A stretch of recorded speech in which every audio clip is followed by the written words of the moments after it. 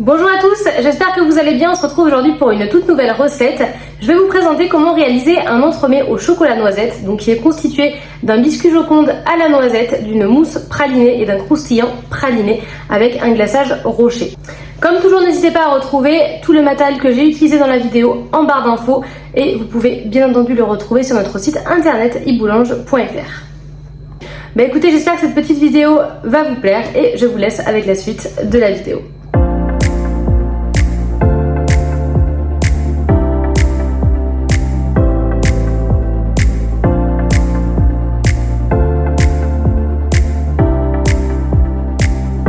Nous allons donc commencer la recette par la préparation du biscuit Joconde à la noisette. Alors, pour les ingrédients, vous allez avoir besoin de 2 gros œufs, de 3 blancs d'œufs, de 30 g de sucre semoule, de 100 g de poudre de noisette de sucre glace et 30 g de farine et 15 g de beurre. Donc premièrement, vous allez fondre le beurre au micro-ondes. Ensuite, dans un batteur, vous allez monter vos blancs en neige directement. Donc vous allez en même temps ajouter un quart de sucre semoule. Vous allez bien battre, donc jusqu'à obtenir un bec d'oiseau, un peu comme une meringue. Voilà le fameux bec d'oiseau.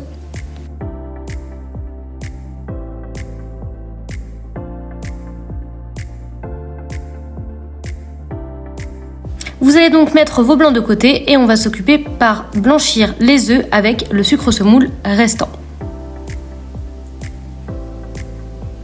Dès que nos œufs sont blanchis, on va pouvoir ajouter nos poudres. Donc là, je vous préconise d'utiliser un petit tamis que vous pouvez retrouver sur notre site internet iboulange. Donc voilà, on tamise bien le tout et ensuite on mélange de façon à obtenir quelque chose d'homogène.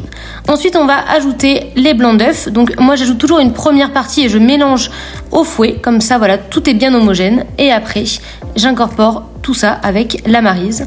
Donc on fait bien attention à ne pas faire retomber le mélange. Ensuite, on va venir prendre une plaque. Donc moi personnellement, je vous préconise d'utiliser une plaque perforée donc pour avoir une cuisson homogène et un petit tapis spécial génoise que vous pouvez également retrouver sur notre site internet. Donc vous allez verser directement l'appareil sur le tapis spécial génoise et à l'aide d'une spatule coudée plus ou moins grande, donc là ça dépend de la taille. Moi personnellement, je me suis muni d'une grande spatule pour pouvoir lisser en fait l'appareil.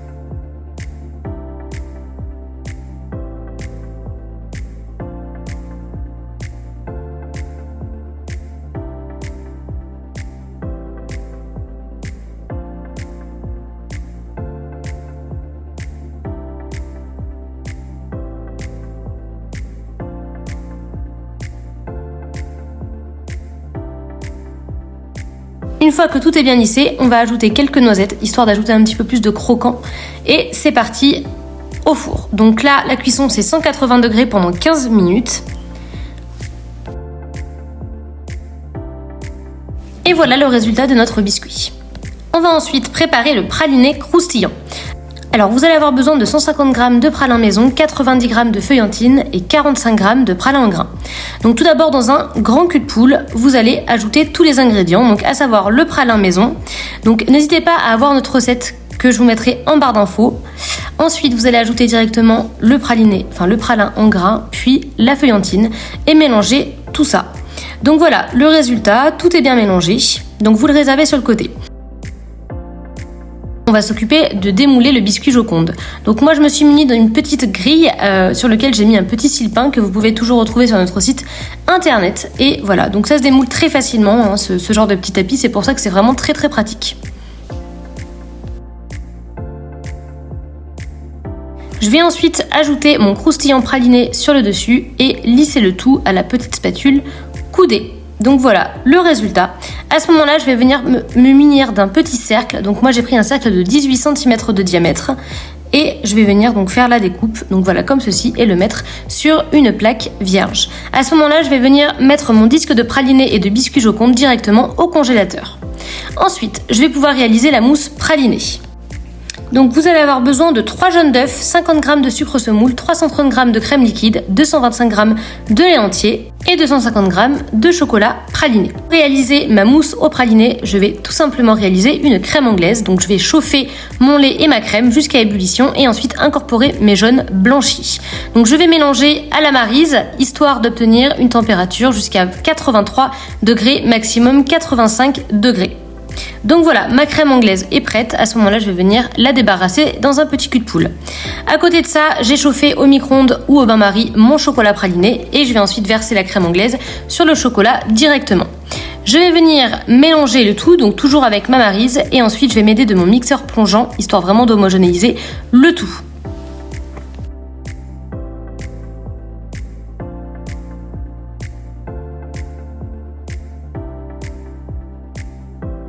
Je vais ensuite mettre ma crème anglaise de côté, histoire qu'elle refroidisse bien. Et pendant ce temps, je vais m'occuper de battre ma crème liquide, tout simplement, au batteur. Une fois qu'elle est bien montée, je vais venir l'incorporer délicatement dans la crème anglaise au chocolat praliné, donc comme ceci. Donc premièrement, je fais un petit peu comme le biscuit Joconde, c'est-à-dire qu'en fait, j'incorpore une première masse de blanc d'œuf et je mélange au fouet. Et ensuite, j'incorpore le reste et je mélange à la Maryse. Donc toujours pareil, il faut vraiment éviter les petits grumeaux. Donc voilà, on mélange bien, délicatement. Donc cette étape dure assez longtemps. C'est vraiment histoire d'avoir en fait une belle mousse.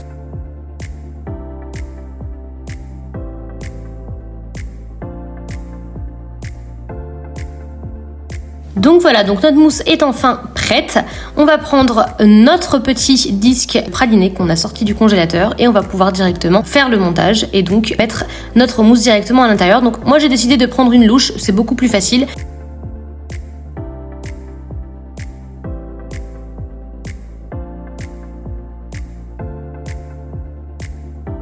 Ensuite, donc dès que j'ai mis toute la crème, enfin toute la mousse dedans, je vais pouvoir mettre au congélateur toute la nuit ou alors plus de 8 heures, histoire qu'il fige vraiment bien.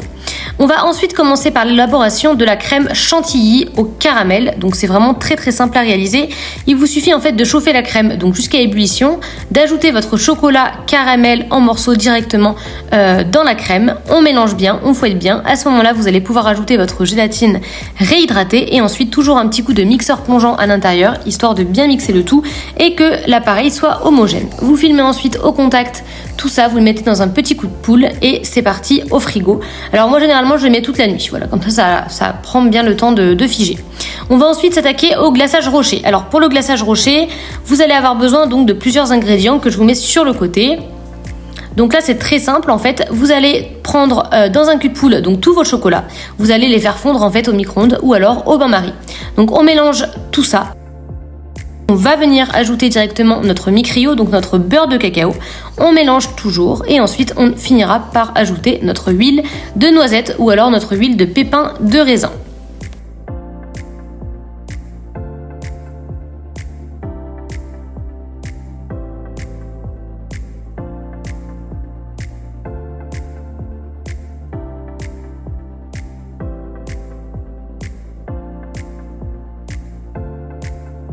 Et toujours pareil, on homogénéise le tout grâce au petit mixeur plongeant et on finira par ajouter le pralin en grains.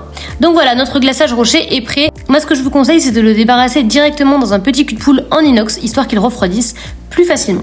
Ensuite, on reprend notre petit entremets du congélateur, on le démoule bien, donc il se démoule bien grâce au rhodoïde que j'ai pu mettre sur le dessus.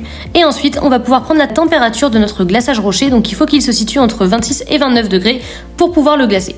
Donc là, je prends mon entremets, donc à l'aide de cure-dents ou alors de pic à brochette, comme vous pouvez voir dans la vidéo, je vais venir le glacer comme ceci. Donc vous voyez, c'est beaucoup plus facile, surtout quand il s'agit d'un grand entremets. Donc voilà le résultat. Donc moi, je l'ai mis directement sur un petit carton or que vous pouvez retrouver sur notre site internet iBoulange. Et pour les finitions, donc vous allez donc monter votre chantilly au caramel au batteur. Attention à ne pas trop la monter. Et voilà le résultat. Donc voilà, moi je l'ai mis, j'ai fait mon petit décor comme ça. Après, à vous de voir en fait, vous pouvez vraiment le décorer à votre manière ou alors tout simplement le laisser sans rien. C'est vraiment comme vous voulez. Écoutez, j'espère que cette petite vidéo vous a plu. Je vous souhaite à tous et à toutes une très bonne journée et on se retrouve très vite pour de nouvelles vidéos et de nouvelles recettes sur iBoulange YouTube. À bientôt!